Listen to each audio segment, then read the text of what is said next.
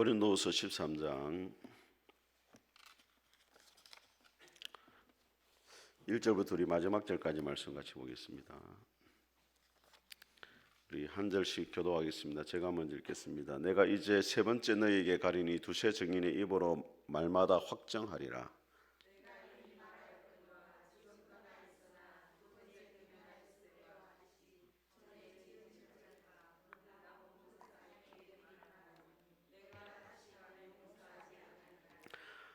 이는 그리스도께서 내 안에서 말씀하시는 증거를 너희가 구함이니 그는 너희에게 대하여 약하지 않고 도리어 너희 안에서 강하시니라.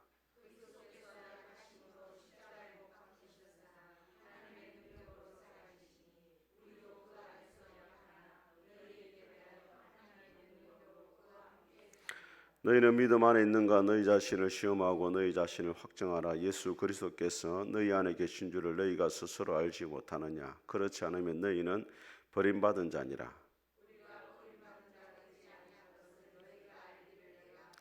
우리가 하나님께서 너희로 악을 조금도 행하지 않게 하시기를 구하노니 이는 우리가 옳은 자임을 나타내고자 함이 아니라 오직 우리는 버림받은 자 같을지라도 너희는 선을 행하게 하고자 함이라.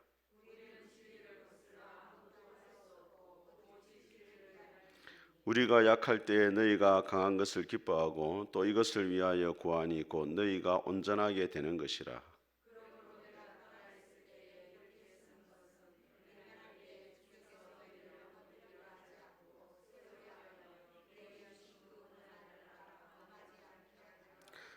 마지막으로 말하노니 형제들아 기뻐하라. 온전하게 되며 위로를 받으며 마음을 같이하며 평안할지어다. 또 사랑과 평강의 하나님이 너희와 함께 계시리라. 거룩하게 입맞춤으로 서로 문안하라. 같이 읽겠습니다. 주 예수 그리스도의 은혜와 하나님의 사랑과 성령의 교통하심이 너희 무리와 함께 있을지어다. 아멘. 자, 오늘은 고린도후서 13장 이제 고린도후서 강의 마지막 날입니다. 우리 앞뒤 잘 인사하겠습니다. 잘 오셨습니다. 은혜 받으시기 바랍니다. 바울이 고린도후서를 기록한 목적은 자신의 사도됨을 변론하고 고린도 교회를 거짓된 가르침으로부터 지키기 위해서 고린도후서를 기록을 했습니다. 여러 번 바울이 권면을 하고 자신의 사도됨을 확증했는데 바울이 얼마나 많은 고난을 겪었는가를 이야기를 했고 또 심지어는 삼천천까지 올라갔다. 하나님이 계신 천국까지 내가 가서 환상과 계시를 보았다. 그렇게 이야기를 하고 육체의 가시에 대해서도 사람들이 비난했지만은 주님이 내게 너의 은혜가 내게 족하다. 그렇게 말씀을 했다. 그렇게 변론을 했습니다. 그리고 오늘 마지막으로 이제 끝까지 회개하지 않는 자들에게 경고를 하고 축복으로 이제 마무리하는데 우리가 1절과 2절을 같이 한번 읽어보겠습니다. 시작. 내가 이제 세 번째 너희에게 가리니 두세 증인의 입으로 말마다 확정하리라. 내가 이미 말하였거니와 지금 떠나 있으나 두 번째 대면했을 때와 같이 전에 제 지은 자들과 그 남은 모든 사람에게 미리 말하노니 내가 다시 가면 용서하지 아니하리라. 바울이 이제 세 번째 방문하겠다 그렇게 말합니다. 두 번째 방문을 했고 또 지금도 편지를 쓰면서 사람들을 권면하고 있습니다. 빨리 회개하고 돌이켜라. 바울을 사도가 아니라 말하고 또 자신들이 선지자라고 말하면서 거짓 교리를 전하고 그런 것에 대해서 빨리 회개를 해라 그렇게 촉구를 하고 만약에 회개하지 아니하면은 가서 뭐 하지 않는다고요? 용서하지 않는다 그렇게 이야기를 해요. 그리고 두세 증인의 입으로 말마다 확정한다 이렇게 되어 있는데 바울이 지금 들려오는 이야기가 있잖아요. 그런데 자기 감정과 자기 추측대로 하지 않고 반드시 증인을 세우겠다 그렇게 말합니다. 왜 이렇게 말하냐면 신명기 19장에 보게 되어지면은 죄인을 심판할 때 반드시 두세 증인이 있어야 된다 이야기를 해요. 잘못된 판단을 할 수 있기 때문에 두세 증인을 세워가지고 그 증거를 가지고 그 사람을 심판하라 이렇게 되어 있거든요. 근데 예수님은 마태복음 18장에 뭐라고 말씀하냐면 형제가 죄를 범하면 너와 그 사람 간에 건하라 그렇게 말해요. 우리는 사람들이 잘못을 알게 되면 어떻게 합니까? 입이 간질간질해가지고 막 여기도 말하고 저기도 말하고 험한단 말이야. 그렇게 하지 말고 먼저 네가 가가지고 건하라는 거예요. 똑바로 살아라고 이렇게. 그래도 말을 듣지 않으면은 두세 증인을 세우라 그렇게 말해요. 그래도 말을 듣지 않으면 어디 말하냐면 교회에 말하라는 거예요. 그래도 말을 안 들으면 이방인과 세리같이 출교를 하라 돼 있어요. 그것이 끝이냐? 그 다음에 뭐라고 되어 있냐면 너희 중에 두 사람이 합심하여 무엇이든지 구하면 하늘에 계신 너희 아버지가 그것을 이루어 주겠다. 그렇게 말하고 두세 사람이 내 이름 모인 곳에 나도 그들 중에 있느니라. 그렇게 말해요.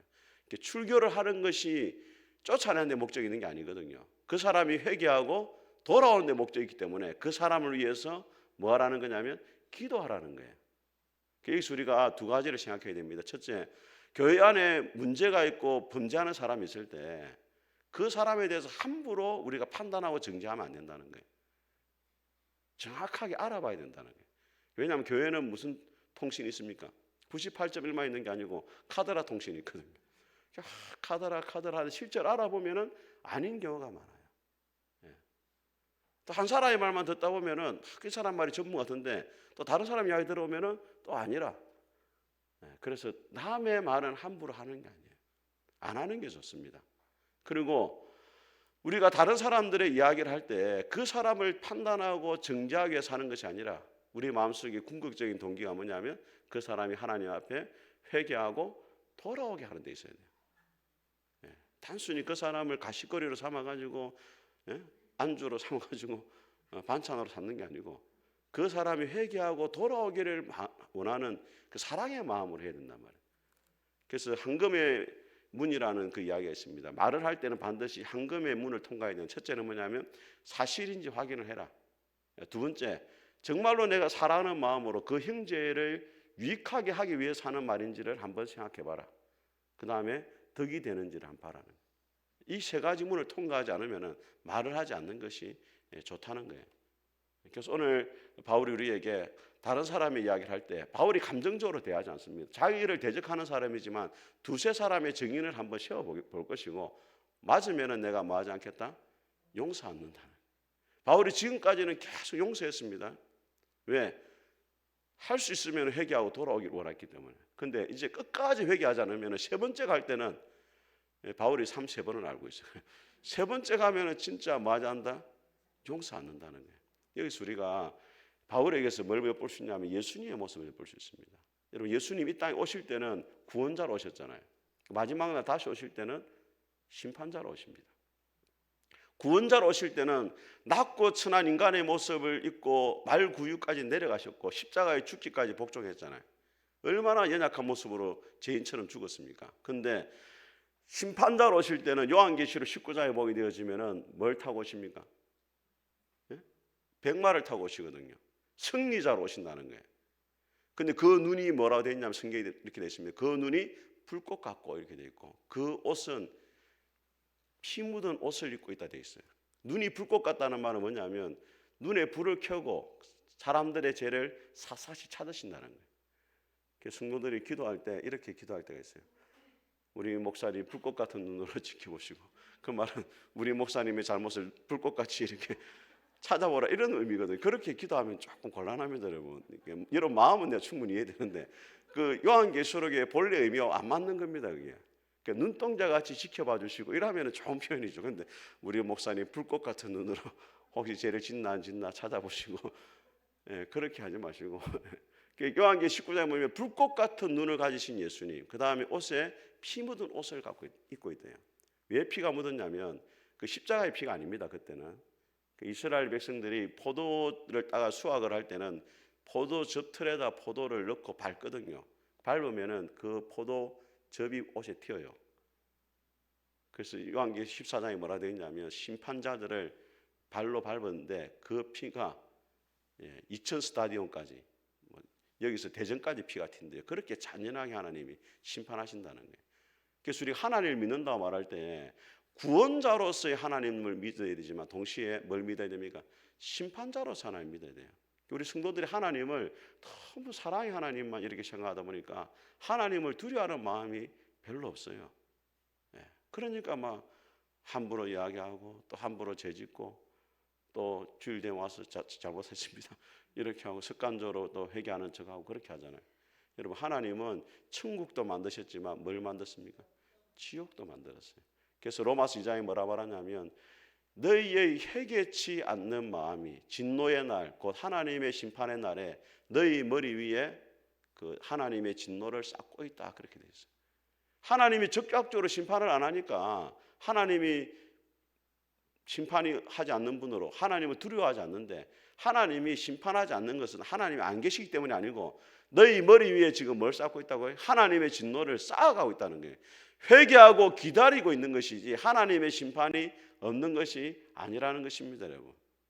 여러분 다윗이 인구조사를 했잖아요. 인구조사를 한 다음에, 인구조사를 한 것은 하나님보다 군사를 더 의지한 것이거든요. 하나님 어떻게 심판합니까?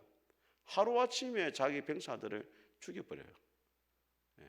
그 하나님이 심판하지 않는 분이 아닙니다. 어떤 사람은 회개하면 된다 하는데, 회개를 해도 그 죄에 대한 책임은 하나님이 묻게 하십니다. 대가는 지불해야 돼요. 영혼을 구원해 주는 거죠. 끝까지 하나님이 그 영혼을 버리진 않지만은 죄를 지은 대가는 하나님이 지불하게 하십니다. 그래야 공의로운 하나님이죠. 그래서 우리가 하나님의 심판을 기억하고 하나님 앞에 회개할 기회가 있을 때 하나님 앞에 즉각적으로 회개할 수 있는 그런 은혜가 있기를 주님의 이름으로 축복합니다. 우리 3절과 4절 말씀을 같이 한번 읽어보겠습니다. 시작. 이는 그리스도께서 내 안에 말씀하시는 증거를 너희가 구함이니 그는 너희에게 대하여 약하지 않고 도리어 너희 안에서 강하시니라.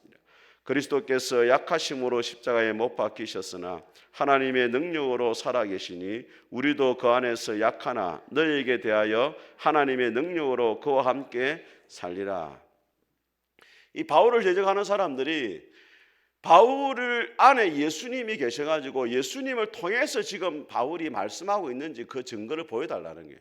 당신이 진짜 예수님 안에, 예수님이 당신 안에 계셔서 말씀하고 있는 증거가 뭐냐? 그에 대해서 바울이 뭐라고 이야기했습니까? 복음을 듣고 너희가 예수님 믿었고 고린도 교회에 우상 숭배의 땅에 교회가 세워진 것이 예수님이 내 안에 계신 증거고 내가 성령으로 역사하는 그런 증거가 아니냐, 그렇게 말을 했어요. 그리고 대적자들이 하는 말이, 바울은 편지를 쓸 때는 뭔가 있는 것처럼 보이는데 실제로 만나보면 너무 약하고 거리가 없다는 거예요. 바울이 그렇게 한 이유가 뭡니까? 만나면 마음이 약해가지고 혹시라도 상처받고 또 혹시라도 주님을 떠날까 싶어가지고 조심스럽게 접근한 거거든요. 근데 바울이 하는 말이 뭐냐면, 예수님도 약하게 되어서 십자가에 죽으셨지만은 부활의 능력으로 강한 자가 되었던 것처럼 나도 너희를 찾아갈 때는 약한 자로 찾아가지 않고 이번에는 성령의 능력으로 예수님처럼 능력을 가지고 강한 자로 너희에게 찾아가겠다, 그렇게 이야기해요. 그러면서 하는 말이 뭐냐면, 내가 사도냐 아니냐 이거 너희들 너무 신경 쓰지 말고 너희들이 진짜 믿음이 있는 사람인지 없는 사람인지 너희들을 먼저 검증하라, 그렇게 말해요. 바울을 검증하려 하지 말고 너희들을 먼저 검증해라. 5절 말씀을 같이 한번 읽어보겠습니다. 시작. 너희는 믿음 안에 있는가? 너희 자신을 시험하고 너희 자신을 확증하라. 예수 그리스도께서 너희 안에 계신 줄을 너희가 스스로 알지 못하느냐? 그렇지 않으면 너희는 버림받은 자니라. 여기 보면은 너희 자신이라는 말이 원문에는 먼저 나와요. 사람들이 지금 문제가 뭡니까? 바울에 대해 자꾸 신경을 쓰잖아요. 사도가 아니냐. 바울은 뭐라 말하냐? 너희 자신을 먼저 돌아보라는. 여러분, 바리새인의 문제가 뭡니까? 바리새인과 세리가 성전에 기도할 때도 기도했어요. 하나님, 나는 저 세리와 같지 않고 일일에 2번 구제를 하고 또 금식도 하고 11조도 하고 비교를 했잖아요. 근데 그렇게 하지 말고 바울이 말하면 너희 자신을 돌아보라는 거예요. 그럼 신앙생활 할 때 주변 사람 너무 신경 쓸 필요 없어요. 우리가 주변 사람이 어려움에 처했을 때는 그 사람을 위해 기도해주고 도와주는 거 필요하지만은 주변 사람이 이렇게 잘못하는 것에 대해서 너무 신경 쓸 필요 없단 말이에요. 하나님 앞에서 늘 내 자신을 돌아봐야 돼요. 내가 지금 잘하고 있는지 없는지 그걸 점검해야 돼요. 그래야만 우리가 믿음의 길을 바르게 걸어갈 수 있는 겁니다. 확증하라는 말이 무슨 말이냐면, 여러분, 금이나 은이 우리가 생각할 때는 금덩이 하면 진짜 금덩이가 있는 줄 알잖아요. 그렇지 않습니다. 여러분, 강산에서 이 금을 캘 때는 돌 안에 금이 섞여 있어요. 금가루가. 그럼 돌 전체를 분쇄를 해가지고 용광로 속에 집어넣거든요. 그러면 뭐가 나옵니까? 금이 거기서 이렇게 나오는 거예요. 그것처럼 너희들이 진짜 믿음이 있는지 없는지를 하나님의 영광로에 집어넣어가지고 확인을 해보라는 거예요. 진짜 믿음이 있는 것처럼 보이는데도 실제가 아닐 수 있으니까 확인을 해보라는 거예요. 그럼 진짜 믿음이 있는지 없는지 어떻게 확인할 수 있느냐? 오늘 말씀에 뭐라고 되어 있냐면 그리스도께서 너희 안에 계시는 줄 너희가 스스로 알지 못하느냐. 중요한 것은 뭐냐면 예수님이 내 안에 있는지 없는지를 보라는 거예요. 대적자들은 바울 안에 그리스도가 계시고 그리스도가 바울을 통해 일하느냐 거기에 관심을 가졌는데 바울이 하는 말은 너희 안에 진짜 예수님이 계시는지를 보라는 거예요. 그거는 너희만 안다는 거예요. 여러분 제가 여러분이 진짜 믿음이 있는지 없는지 제가 알 수가 없어요. 워낙 여러분들이 연기를 잘하기 때문에 지금도 예배를 드린 것처럼 보이지만 막 딴 생각하고 있는 분이 있거든요. 그 제가 뭐 깜빡 속잖아요. 그러니까는 확인할 길이 없어. 근데 누구나 합니까? 여러분은 알잖아요, 여러분. 네. 여러분은 아는 거라 이게. 진짜 내가 믿음이 있는 사람인지 없는 사람인지. 하나님 앞에 선한 일을 하면서도 이게 진짜 하나님을 위해서 하는 건지 아닌지를 누구나 알고 있습니까? 네. 여러분은 알고 있잖아요. 바울이 하는 말이 너희 안에 그리스도가 계신지 너희 자신이 시험하고 확정을 해라. 그렇지 않으면 너희가 버림받은 자다. 자, 예수님이 내 안에 계신 증거를 제가 5가지 말씀을 드리겠습니다. 첫째는 뭐냐면 거듭난 사람은 말씀에 대한 사모하는 마음이 있어요. 베드로전서 1장에 뭐라고 되어 있냐면 너희가 거듭난 것이 썩어질 씨로 된 것이 아니고 살아있고 항상 있는 하나님의 말씀으로 되었다. 그렇게 말해요. 거듭나는 것도 말씀을 들음으로 거듭나거든요. 근데 베드로전서 2장에 또 뭐라고 되어 있냐면 어린 아이와 같이 신령하고 순전한 젖을 삼아라. 이는 너희로 하여금 구원에 이르도록 자라게 한다. 이렇게 되어 있어요. 아이들이 같은 아이들이 할 수 있는 게 뭐였습니까? 지가 뭐 밥상을 차립니까? 반찬을 갖다 놓습니까? 아무것도 못하는데 잘하는 게 딱 한 가지 있어요. 뭘 사모합니까? 젖을 사모하는 마음이에요. 안 주면 줄 때까지 울거든요. 그런 사모하는 마음이 있는지를 봐야 된다는 거예요. 우리 새로 오신 분 이서연 성도님 있잖아요.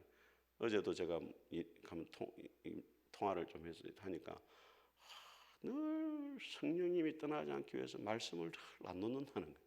하루에도 몇 시간 그걸 쑥 이서연 성도님 그 세가지고 할 때 물어보니까 성경을 좀 3독했다 6독인가 했대요. 벌써 1년 반 정도 됐는데 그러니까 거듭난 거죠. 예수님을 믿으니까 하나님을 더 알고 싶고 하니까 막 간절한 마음에 말씀이 읽고 싶고 하나님 알고 싶은 그런 마음이 확 일어나는 거예요. 근데 그런 마음이 없다. 그럼 어떻게 된 겁니까, 여러분? 목사님 나는 지금 말씀을 전혀 이렇게 병들었을 가능성이 좀 있죠. 여러분이 거듭나지 못했다고 제가 말씀 못 드리겠고 병이 들면은 밥맛이 없어져요.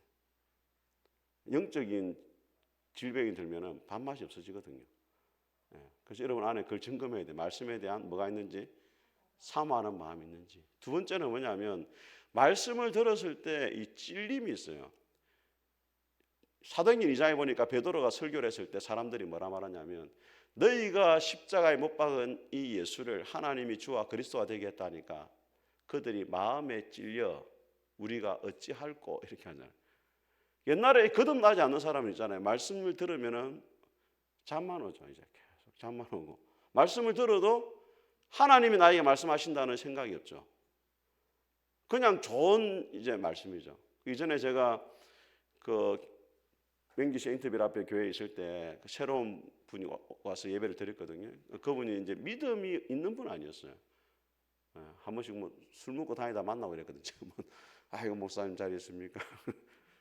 그래 봤는데 그분이 하는 말이 그때 어버이날 설교를 제가 하니까 목사님 이 강연을 갖다가 김에 시민이 들어야 되는 강연이면서 자꾸 막 이렇게 이야기하더라고. 그게 무슨 말이냐면 하나님의 말씀으로 안 받는다는 거예요. 그냥 좋은 교훈의 말씀이구나 이 정도는 받는데 하나님의 말씀을 들었을 때 마음에 찔림이 있고 이건 아니라는 거예요. 여러분 마음에 찔림이 있습니까? 여러분? 어떤 분 그렇게 말해요. 오늘 또 목사님 내리친다 이러시고 그 치는 건 아닙니다, 여러분. 제가 어느 특정인을 여러분을 뭐 한 사람을 위해서 성경을 준비해 가지고 그렇게 할 만큼 제가 사랑이 많은 사람은 아니에요. 저는 여러분 오늘 성경이 흘러가는 이 순서 따라서 말씀을 준비하는 거지 말씀을 준비할 때마다 누가 떠올라가지고 어떻게 하고 그렇게 하지는 않거든요. 그래서 두 번째 증거, 하나님의 말씀을 들을 때 뭐가 있어야 된다고요? 찔림이 있는지를 봐야 돼요. 찔림이. 그 찔림은 누가 주시는 겁니까? 성령님이 주시는 거죠. 예. 세 번째는 뭐냐면 성령님을 인도를 따라가요. 이제 로마서 8장에 뭐라 되어 있냐면 육신을 쫓는 자는 육신의 일을, 영을 쫓는 자는 영의 일을 생각하나니 육신의 생각은 사망이요 영의 생각은 생명과 평안이다, 이렇게 되어 있거든요. 이전에는 육신의 생각만 쫓아갔어요. 자꾸 뭐 세상적인 것들 이런 거 막 따라가고. 근데 예수님 믿고 나면은 성령님이 자꾸 이제 다른 걸 요구하시거든요. 뭘 하라고, 이렇게 기도하라고 하고, 또 예배 드리라 하고, 말씀 읽으라 하고. 다른 사람 미워하면, 옛날에는 막 미워하면은 막 가서 빠바디 한 대 때리고 싶은데 이제 그런 마음이 들면 성령이 뭐라 말합니까? 네 그러면 안 된다, 이렇게 막 하죠. 그런 마음을 주시거든요. 그 성령님 인도를 따라가는 거죠. 그런 마음이 계속 일어난단 말이에요. 그런 마음이, 갈등이 이제. 옛날에는 막 죄를 짓고 내 하고 싶은 대로 해도 별 죄책감도 없고, 뭐 마음이 시원하잖아요. 한 대 맞으면 두 대 때리면 마음이 시원하는데, 이제는 마음이 그렇게 하면 할수록 마음이 자꾸 불편해지는 거예요. 그게 뭐가 있는 거냐면 성령님이 계시는 증거죠. 그다음 네 번째는 뭐냐면 하나님이 사랑스러워지는 거예요. 하나님을 사랑해냅니다. 로마서 5장 8절에 뭐라 되어 있냐면 우리가 아직 죄인 되었을 때 그리스도께서 우리를 위하여 죽으심으로 하나님께서 우리에게 대한 자기의 사랑을 확정했다. 제가 주일도 말씀드렸잖아요, 여러분. 어떤 자기가 이렇게 뭐 길 가다 쓰러졌는데 갑자기 뭐 뇌졸중으로 쓰러졌는데 가만히 놔뒀으면 죽을 건데, 뭐 이렇게 심폐소생술에 가서 살리고 가버린 사람 있잖아요. 그럼 뭐합니까? 은인을 찾습니다. 막 몇 달 동안 찾잖아요. 자기 살려줬다고. 근데 그거보다 더 놀라운 게 하나님의 사랑이잖아요. 여러분 어디서 구원했습니까? 지옥의 심판에서 구원해줬잖아요. 그런데 그에 대한 감사하는 마음이 없고 하나님을 사랑하는 마음이 없다? 구원받지 못한 거죠. 내가 지옥에서 건진받았다 이게 생각나면은 때로는 눈물도 나고, 하나님을 사랑하는 마음이 생기고, 하나님을 위해서 내가 무엇인가를 해야 되겠다 이런 마음도 생기고, 그게 정상이죠. 그런데 하나님의 은혜를 받았다고 말하면서 하나님을 살아가지 않는다. 그 점검을 해봐야 돼요. 너희 안에 진짜 예수님 있는지 점검해봐야 돼요. 자, 다섯 번째는 뭐냐면 예수님이 말씀했습니다. 요한복음 13장에 새 계명을 주노니 서로 사랑하라. 너희가 서로 사랑하면 이로써 모든 사람이 너희가 내 제자인 줄 알 것이다. 하나님 아버지를 사랑하는 사람은 그 아버지 아들도 뭐합니까? 사랑하죠. 처갓집이 좋으면 마누라가 좋으면 처갓집 말뚝보고도 절을 하잖아요. 하나님을 사랑하는 사람은 반드시 그 자녀도 사랑하게 돼 있어요. 하나님을 믿는다고 말하면서 그 자녀인 형제 자매, 우리 성도들에 대한 사랑이 없다. 그건 진짜 예수님 믿는 사람이 아니죠. 제가 여러분들을 왜 사랑하겠습니까? 여러분들이 그렇게 막 예쁘고 막 사랑스럽고 귀엽고 큐티하고 그런 게 아니지만은 하나님을 내가 사랑하다 보니까 때로는 여러분들이 얘도 미고 골도 채우고 막 이러지만 그래도 사랑스러워요. 아멘. 그러니까 하나님 때문에 여러분이 지금까지 살아계신 거예요. 오늘 뭐 그 박만 교수님 그런 말씀하더라고. 예수님 때문에 내가 아직까지 아내의 사랑을 받고 있다고 이렇게 이야기를 하더라고요. 하나님 때문에 우리가 서로 사랑해야 되는 거죠. 그죠? 그래서 예수님이 마지막에 십자가에 못 박혀 돌아가시기 전에 아버지와 내가 하나인 것처럼 저들도 하나가 되기를 원합니다. 그게 소원이잖아요. 그 소원을 가져야 돼요. 부모가 되다 보니까 저도 우리 애들이 뭐 주한이 주찬이가 남자 둘이니까 남자 둘이는 별로 이 정이 없어요. 뭐 생일이라도 뭘 챙겨주나 뭐 군대 갔다고 편지를 쓰나 뭐 왔다고 별로 뭐 이게 뭐 닭 개 쳐다보듯이 하는 거야. 닭 쏘보듯이 뭐 하여튼 뭐 별 관심이 없어요. 근데 이 두 사람이 참 잘 지낸 걸 보면은 이제 마음이 좋더라고요. 이번에도 뭐 주찬이 생일 때가 돼가지고 주찬이가 5월 4일이 생일이거든요. 잊어먹을 수가 없어요. 올 어린 날. 그러니까 주한이가 한 2만 원 보냈다더라. 2만 원. 뭐 5만 원도 아니고 뭐 자기 나름대로 지금 부모님 어버이날 챙겨야 할 게 많아가지고 이제. 근데 이제 주찬이는 그 2만 원 받아본 게 처음이에요 이제. 그러니까 그래도 뭐 고마운 마음이 있는 거예요. 예. 이렇게 형제들이 잘 지내면은 부모가 기분이 좋잖아요. 예. 근데 우리 교회가 보면은 참 제가 이제 우리 동기 목사님들 이야기를 쭉 들어보면은 교회가 이 편안한 데가 별로 없어요.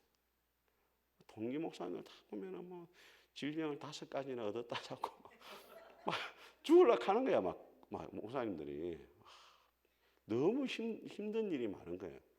예. 지난번에 이야기했잖아요. 우리 선배 목사님도 그렇고 왜 그래 내가 참 찬송가 중에 하나는 빼고 싶고요. 그런 말 있잖아요. 천사도 흠모하겠네. 천사가 흠모하는 직업이 설교자 직업 목회자인데 왜 그래 괴로워하고 힘들어하는지 우리가 진짜 이 교회가 진짜 좀 주님 보시기에 흐뭇해야 돼요. 여러분들이 서로 사랑하고 아껴주고 하나님 보기 얼마나 마음이 좋겠어요. 예? 그런 은혜의 길 주의 이름으로 축복합니다. 자, 그리고 바울이 이런 경고하는 이유를 이야기합니다. 6절과 7절을 같이 한번 읽어보겠습니다. 시작. 되지 아니한 것을 너희가 알기를 내가 바라고 우리가 하나님께서 너희로 악을 조금도 행하지 않게 하시기를 구하노니 이는 우리가 옳은 자임을 나타내고자 함이 아니라 오직 우리는 버림받은 자 같을지라도 너희는 선을 행하게 하고자 함이라. 자, 바울이 뭐라 말하냐? 우리는 버림받은 자 아니라는 걸 너희가 알기 원한다. 내가 진짜 사도라는 걸 좀 알아줬으면 좋겠다. 그렇지만 나는 버림을 받아도 너희는 선을 행하기를 원한다. 이게 바울의 솔직한 심정이에요. 바울이 사도권을 자꾸 변론하는 이유가 대적자들처럼 교회 안에 자기 입지를 세우고 자기 이름을 높이기 위해서가 아니고 고린도 교회 너희들이 버림받지 않았으면 좋겠다. 나는 버림을 받아도 관계없다. 그렇지만 너희들은 버림받지 않고 선을 행하고 바르게 살기를 원한다. 이게 바울의 중심이었어요. 우리가 하나님 앞에 교회를 섬겨나갈 때 좀 그런 마음이 있었으면 좋겠어요. 내가 상처받고 내가 힘들고 어려워도 교회가 바르게 세워져 가면은 또 우리 자녀들이 바르게 세워지고 우리 성도들이 바르게 세워지면 그것으로 내가 족하다. 그런 마음이 있었으면 좋겠어요. 우리 8절과 9절을 같이 읽어보겠습니다. 시작. 우리는 진리를 거슬러 아무것도 할 수 없고 오직 진리를 위할 뿐이니 우리가 약할 때에 너희가 강한 것을 기뻐하고 또 이것을 위하여 구하니 곧 너희가 온전하게 되는 것이라. 자, 진리를 거스르지 않는다는 말은 바울이 지금 이렇게 노력하는 이유가 뭐냐면 고린도 교회를 진리 가운데 바르게 세우기 위해 하는 것인데 진리 가운데 바르게 세워져 있다면 내가 더 이상 너희들에게는 강한 자로 너희들에게 용서하지 않는 그런 엄한 자로는 가지 않을 것이다. 그리고 나이는 너희가 온전해지기를 원한다. 영적으로 회복되고 성숙한 자가 되기를 원한다. 그렇게 이야기해요. 자, 그러면서 마지막 결론입니다. 11절과 13절 같이 읽겠습니다. 마지막으로 말하노니 형제들아 기뻐하라. 온전하게 되며 위로를 받으며 마음을 같이하며 평안할지어다. 또 사랑과 평강의 하나님이 너희와 함께 계시리라. 거룩하게 입맞춤으로 서로 문안하라. 모든 성도가 너희에게 문안하느니라. 주 예수 그리스도의 은혜와 하나님의 사랑과 성령의 교통하심이 너희 무리와 함께 있을지어다. 교회가 평안하고 기쁨의 공동체가 되기를 원한다면 축복을 해요. 우리 목회자들이 마지막 축복기도 하잖아요. 주 예수 그리스도의 은혜와 하나님 아버지의 사랑과 성령님의 교통하심이 교제하심이 이겁니다. 고린도 교회 안에 주님의 은혜가 충만하기 원한다. 그 축복해 주는 거예요. 두 번째 뭡니까? 하나님의 사랑이 너희들에게 온전히 부어지기를 원한다. 세 번째는 뭐예요? 성령님과 너희들이 계속해서 뭐가 이루어지기 원한다? 교제가 이루어지기를 원한다. 그렇게 축복을 해줘요. 근데 여러분, 우리가 언제 축복을 합니까? 축복을 해주는 사람은 누굴 축복해줘요? 믿음 안에 바르게 살고 또 나에게 잘해주고 은혜를 입은 사람한테 뭘 해줍니까? 축복을 해주잖아요. 근데 바울에게 있어서 고린도 교회가 어떤 교회입니까? 지금 바울을 대적하고 있잖아요 지금. 근데 뭘 해주고 있어요? 축복을 해주고 있어요. 왜 그렇습니까? 고린도 후서 1장에 보면 바울이 편지를 쓰면 이렇게 말합니다. 하나님의 뜻을 따라 그리스도 예수의 종된 나 바울과 디모데는 하나님의 교회 고린도 교회를 뭐라 부르냐면 하나님의 교회라 불러요. 문제가 많지만은 하나님의 예수 그리스도를 통해 가지고 피로 값주고 사신 교회니까 하나님이 존귀하게 여기시니까 바울도 존귀하게 여기고 문제가 많지만 너희들이 정말로 하나님의 은혜가 있고 예수님의 은혜가 있고 하나님의 사랑이 있고 성령님과 교제하는 교회가 되기를 원한다. 그런 소원을 가지고 고린도 교회를 뭐하고 있다고요? 축복을 하고 있어요. 우리도 마찬가지. 우리가 때로 우리를 힘들게 하고 어렵게 하는 사람이 있지만 그들은 뭐 해야 됩니까? 축복을 해야 돼. 왜? 하나님이 예수 그리스도의 피값으로 그 사람을 구한 존귀한 인생이기 때문에 그 사람의 그 모습만 보지 말고 주님의 눈으로 그 사람을 바라보고 그 사람을 향해서 뭘 해야 된다고요? 축복을 해야 돼. 축복. 근데 축복을 하면은 신기한 거는 뭐냐면 아브라함에게 하나님 말씀했잖아요. 너를 축복하는 자에게는 내가 복을 내리고 저주하에게는 저주하겠단 말. 예수님도 그 집에 가 축복을 하는데 그 집이 복을 받을 그릇이 못 되면 그 복이 어디로 돌아온다고요? 그러니까 축복을 해야죠. 예. 목회자가 왜 여러분 집에 가서 축복을 빌어줍니까? 내가 복 받으려고. 혹시라도 나만 복 조금이라도 돌아가고 싶어요. 그래서 축복해 주는 거예요. 여러분들이 항상 여러분들 입에서 은혜로운 말, 덕이 되는 말, 축복의 말 할 수 있게 되기를 주님의 이름으로 축복합니다. 우리 같이 한번 찬송하겠습니다.